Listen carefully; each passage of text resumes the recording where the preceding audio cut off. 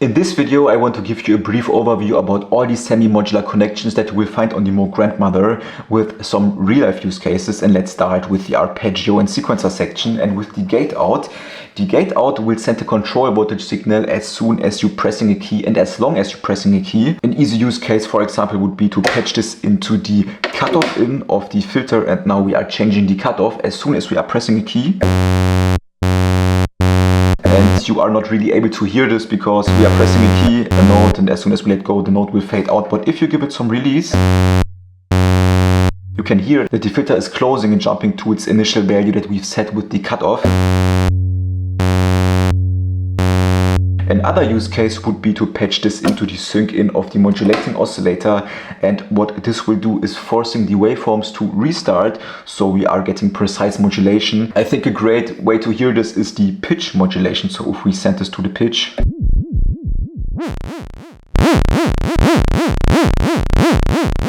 you can hear that it's always starting at the same pitch and changing.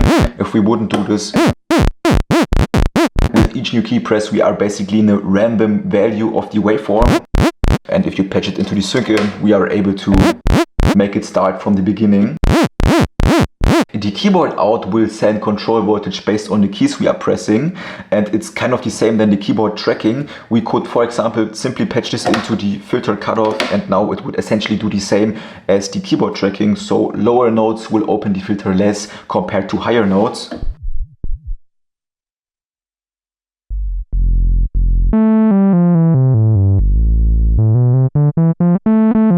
So it will simply send control voltage based on the keys we are pressing. The keyboard velocity out will send control voltage based on how hard, so with which velocity you are pressing the keys. And that's a great way to make the Moog Grandmother velocity sensitive if you patch it into the cutoff in of the filter. Depending on how hard you are pressing the key, it will either open the filter cutoff or close it.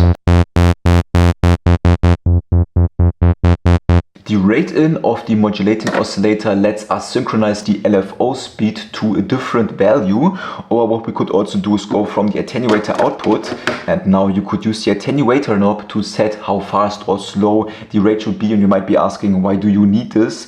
We have a rate knob here, but if you turn it completely to the left side and now set it to full negative values here, we can achieve even slower LFO rates. Let me show you this for the filter cutoff.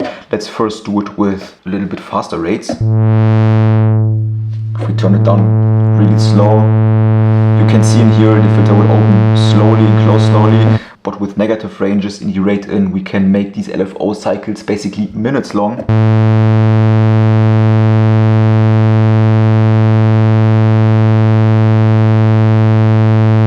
So that's a way how you could make the rate way slower or even faster if we turn it into the positive direction. We've already covered the sync in, and the most useful connection would be from the gate out into the sync in. So each time you are pressing a key, we are synchronizing the waveforms so they are forced to restart from the beginning. Another thing you could do for the rate in is go from the keyboard out, and now depending on the keys you are pressing, we are changing the modulation speed. Let's set it a little bit slower for the filter modulation. So lower keys will have slower modulation and higher keys will have faster modulation. The sample and hold output will basically give us random step voltages. If we send this, for example, into the filter or any other modulation destination, we can achieve kind of a random effect.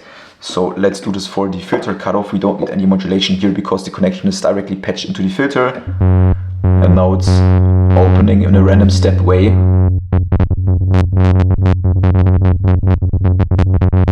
The wave output outputs the LFO from the modulation section, and we can send it anywhere. A cool use case would be to go from the wave out into the noise in, and now we could use the modulating oscillator to be able to play it like a real oscillator, turn up the noise, and now we are overwriting the noise. And if you turn it up fast enough, you are able to hear a pitch, and we have different waveforms available that you wouldn't find on the normal oscillators. And to be able to actually play different pitches, we go from the keyboard out into the rate-in, meaning each new key press, each different key press will change the LFO rate, and now we are able to play pitches with the third oscillator. The wave out from the oscillators will do the same. They will output the waveform that we are producing with the oscillators. An easy use case would be to take the wave out patch it into the input of the high pass filter, and then back again into the oscillator 1 in. And now we are only high passing the first oscillator, and the second oscillator is getting normally filtered by the low pass filter.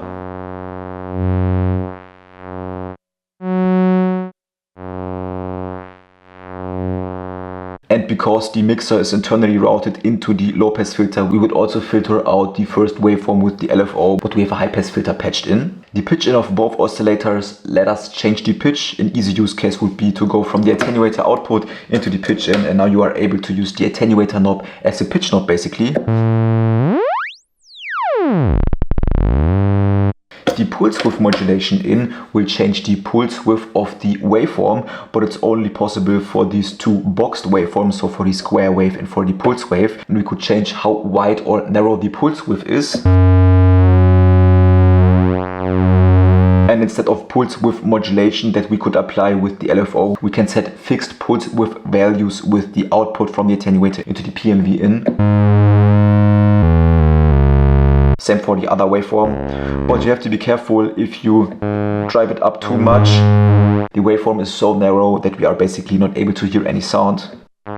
The linear FM in of oscillator 2 is kind of doing the same than the pitch in. We are able to change the pitch of the oscillator, but it's working in a different way, in a linear way. So an easy use case for linear frequency modulation would be to go with a really fast LFO, add audio rates into the linear FM in, and now we are able to get new timbres because we are basically doing FM frequency modulation to the oscillators that will result in metallic sounds. And if you turn up the LFO really high, we are getting a lot of metallic sounds.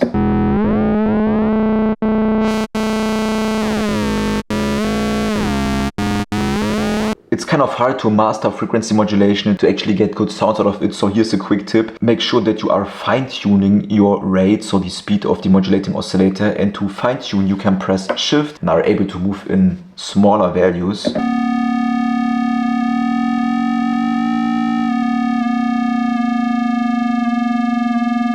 Instead of these big values.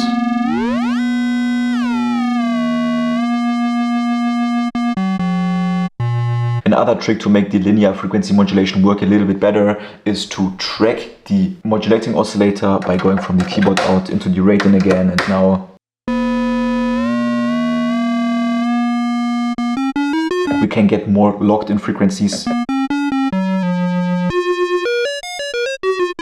making it sound a little bit better than without. The oscillator in and noise inputs will override the internal connections from the oscillators and from the noise into the mixer, so you are able to patch in different signal sources, for example the modulating oscillator, but you are also able to mix together control voltage signal or modulation signal in the mixer. So we could take an LFO or an envelope, mix them together in the mixer, take the output and then apply it somewhere, so the mixer is not only used for mixing audio but also for mixing control voltage, and that's something you definitely should try out. At the output of the mixer, we can take the signal from the mixer and send it somewhere else, and if you patch something in, we are not breaking the internal signal path because the mixer is still flowing into the filter input, but we could take it somewhere, for example the high pass filter input, and then send it into the filter or send it somewhere else.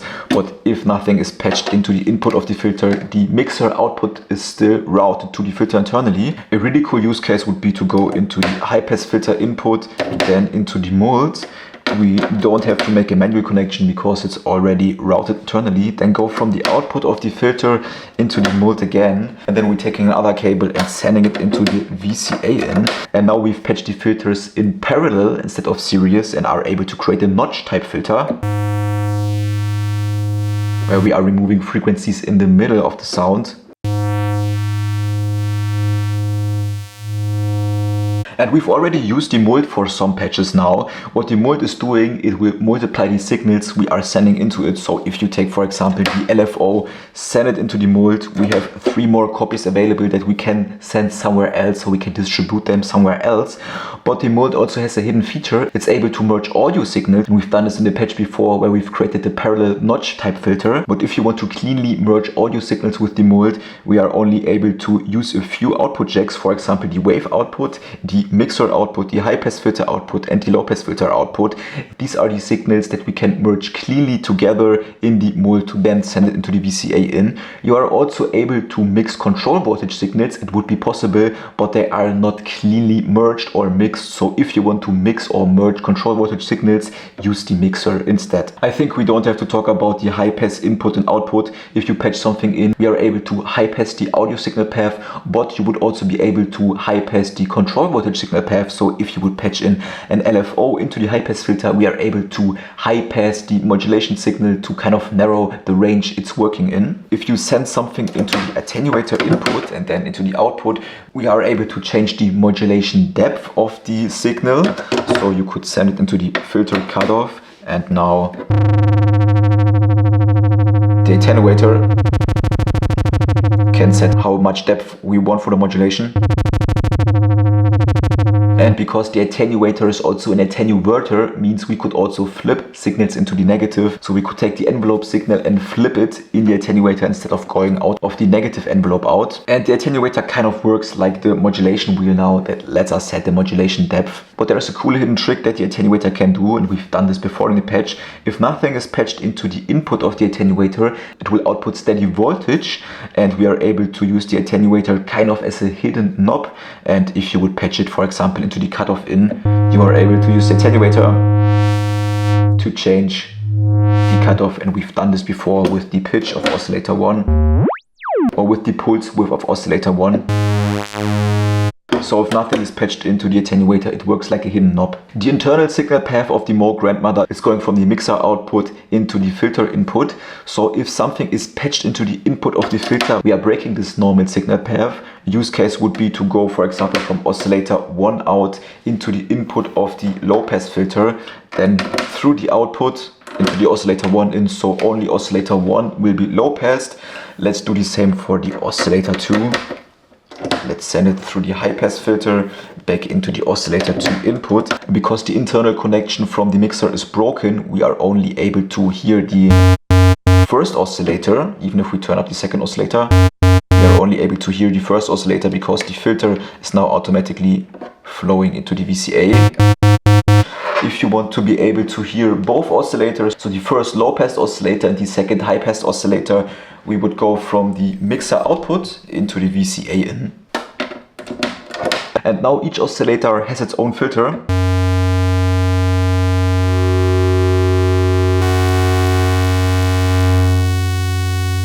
And they are not affecting each other. If you patch something into the envelope amount in, we are basically just changing the envelope amount knob. So an easy use case would be to go from the LFO output into the envelope amount in, and now we can dynamically change the envelope amount. So if we would do this with a simple sine wave,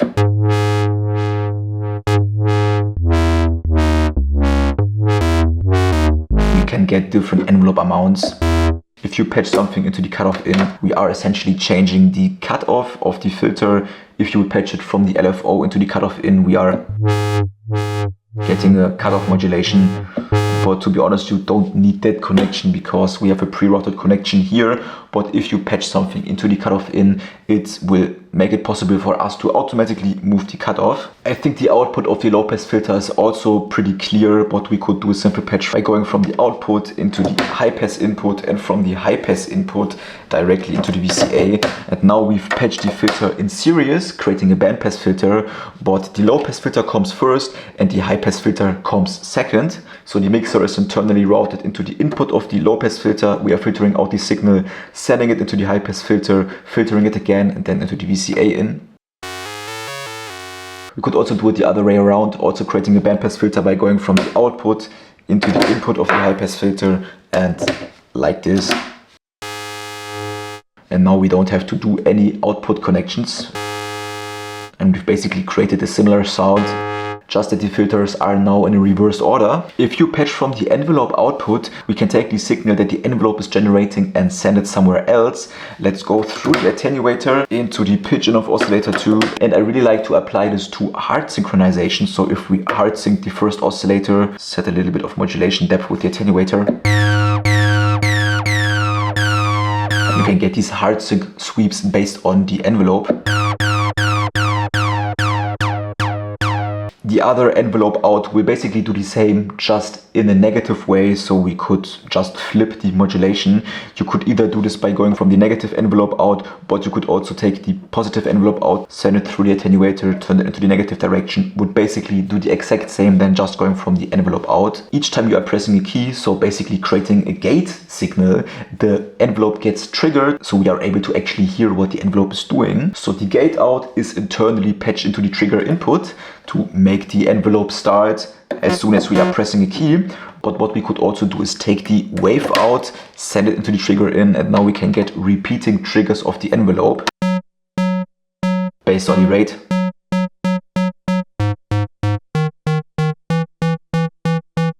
And there's also a trick how you could utilize the envelope as a fourth oscillator. If you want to learn how to do this, click the first link in the description to watch the full Moog Grandmother course. Let's talk about the VCA mount in. The VCA mount lets us basically change the volume, the loudness of the VCA. If you would patch from the wave out into the VCA mount in, we can create tremolo-like effects, so changing the volume over time with an LFO.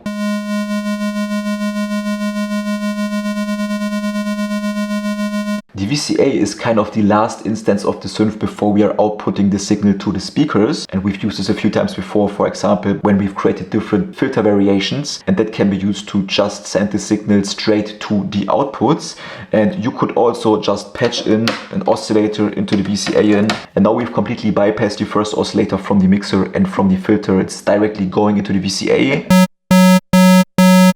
And there will be no other effect, but to be honest, I think it's not that usable to patch the oscillators straight into the VCA in. There are more useful ways, for example if we combine audio signal into the Mult to then be able to actually hear it and send it out to the speaker outputs. The envelope will still has an effect because the envelope is affecting how the VCA is behaving, and you have to think of the VCA like a gate. It's either on or off, so if you press a key, we are sending a gate voltage that is opening the VCA, letting through sound, and if you let go, it's stopping. And with the envelope we can set how this VCA should open, how this gate should behave. Let me give you a quick introduction to the envelope parameters we have. We have a tag, so how long it will take to reach its fullest value. The full value is the sustain, so the sustain will also work like a volume fader kind of. So either sending more voltage to the VCA, making it open more, making the sound louder, or less. With the decay we can set how long it will take from the attack level to fall down to the sustain level. Let me show you this.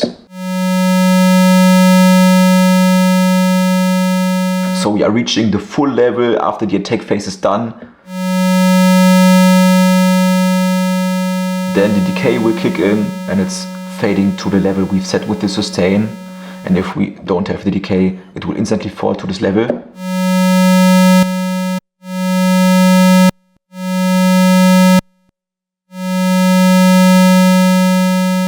And the release will set how long it will take for the VCA to close again.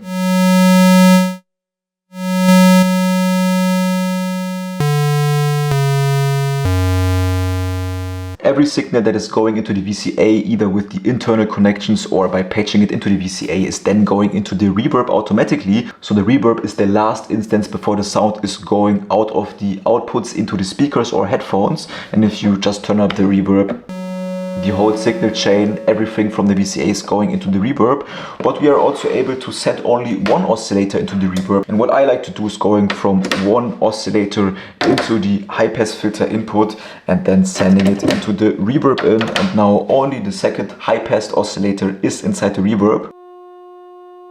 But you have to be aware that we are bypassing the VCA. And the signal will play all the time because the gate is just open. There is like no envelope controlling if the gate is open or not. And it's also a great way if you want to utilize the Moog Grandmother as an effect device for other synths. So we could completely bypass the whole signal chain and just utilizing the reverb as an effect processor by going from the reverb in, and at the backside you will also find the reverb output with the same semi-modular connection that we can then send somewhere. Let's take a quick look at the backside connections of the Moog Grandmother. I think the reverb out is pretty clear. It will just output the signal from the reverb, and we could also take it back and send it somewhere else on the synth or different synths. Then we have a Eurorack output. With the Eurorack output we are getting signal, the sound signal at Eurorack voltage level, so we are able to work with Eurorack. But there's also a really cool way, a really cool feedback overload trick by going from the Eurorack outputs into the noise in, and now we've basically created a feedback loop, so the signal is going back into the signal path again, and we are able to overload it for really fat bass sounds.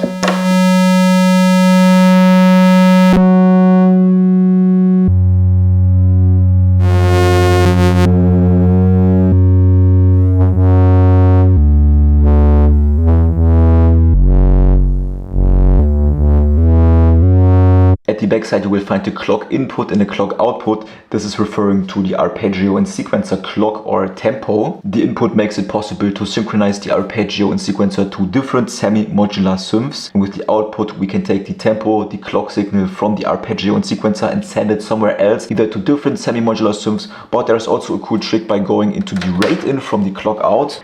And now when we enable the arpeggio or sequencer, we are able to synchronize the LFO to the arpeggio, and I think this works really great if you want to have filter modulation, because now we are getting rhythmic filter modulation based on the arpeggio and sequencer clock. Let's try this for a second.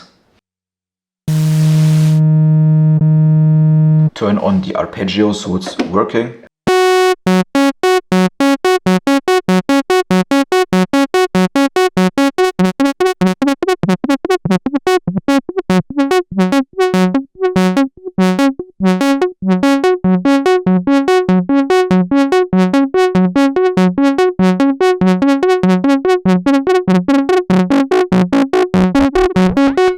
And you could also turn it up really fast to get into audio rate modulation. So that's a way how you could synchronize the LFO. You will also find an on and off input at the backside, and this lets you either start or stop the arpeggio and sequencer from a different semi-modular synth. I haven't really found a use case to use it internally because we basically have the play and start button, so it's not really necessary. But if you want to link other semi-modular gear to each other, that would be an important jack. And last but not least, we have the reset in, and this will reset the arpeggio or sequencer based on voltage that we are sending in. There's actually a use case how we could use this internally if you go from the output of the attenuator into the reset in at the backside. Let's start the sequence. If you now turn up the attenuator to the right side, sending positive voltages, we can restart the sequence. So we could utilize this as a restart knob basically. Of course, there's way more that you can do with these semi-modular connections. If you want to learn everything about it, click the first link in the description to watch a free lesson of the full Moog Grandmother course, where I'm guiding you from the beginning principles to advanced semi-modular sound design. Thanks a lot for watching and see you soon.